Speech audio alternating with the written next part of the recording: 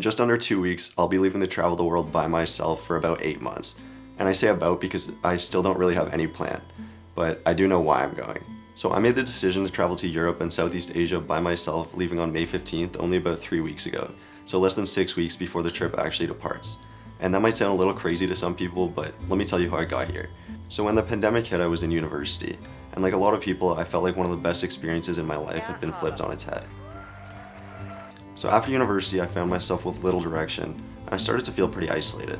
And that's when I decided I'm leaving. What's up guys, I'm Isaiah, and thanks so much for checking out my channel. This is the first video in a travel series that I'll be creating over the next 8 months or so while I travel. So I wanted to create this series because first of all, as a photographer, I obviously want to document the beautiful places that I know I'm going to see in Europe and Asia. But more importantly, I want to show you how I'm traveling as a fashion and lifestyle photographer, and how hopefully you can do the same. Most travel content out there now is geared around the same adventure photography niche, and I want to show you how you can use fashion and lifestyle photography to travel to the same beautiful locations. Now, I'm not saying I'm an expert on this, so we'll have to figure it out together, but I'm pretty confident that we can. I'll be shooting for a few brands while I travel, and hopefully I'll connect with a few more along the way. I wanted to give you a behind the scenes look at these shoots, how I plan them, and how hopefully I can travel the world while making a living as a fashion and lifestyle photographer. Again, I'm not saying I'm an expert on this, but we'll figure it out along the way. So my plan is simple. I've got a list of countries in Europe and Southeast Asia that I want to hit.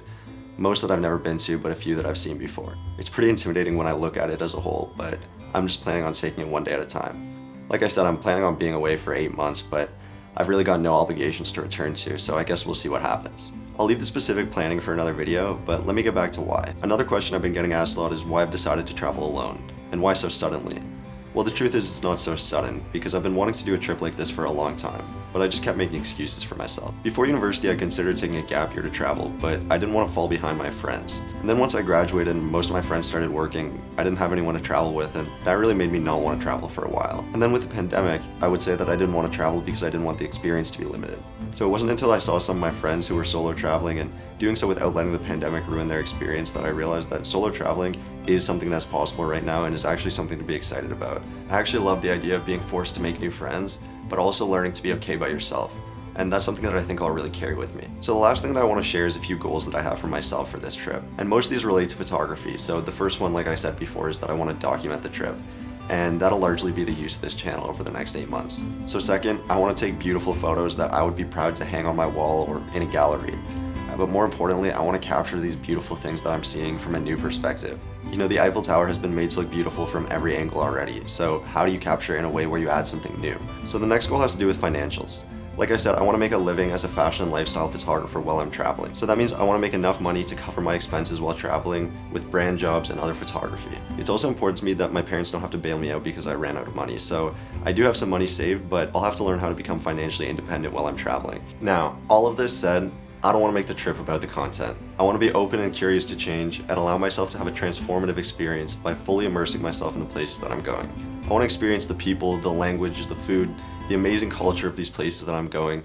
And while some people might consider a camera to be a distraction or say that it doesn't allow you to live in the moment, I actually think that it forces me to explore my environment and see details that I might not otherwise see. So I've also got a few goals related to wellness. You know, I want to wake up at a good time every day and maintain some sort of a routine, and in that I want to have some sort of a fitness routine. I also don't want to get sick. It seems to run in my family. My dad seems to get sick every time he travels, so I want to avoid getting any major illnesses.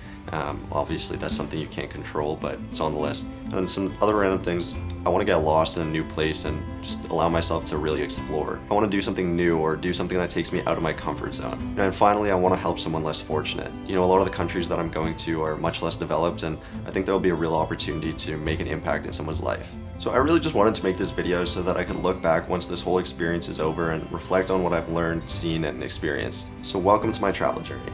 I hope you stick around because I don't really know what to expect, but whatever it is, I'm sure it's going to be amazing. Now, I'm leaving in just over a week and I still haven't packed, so I'll see you guys in the next one.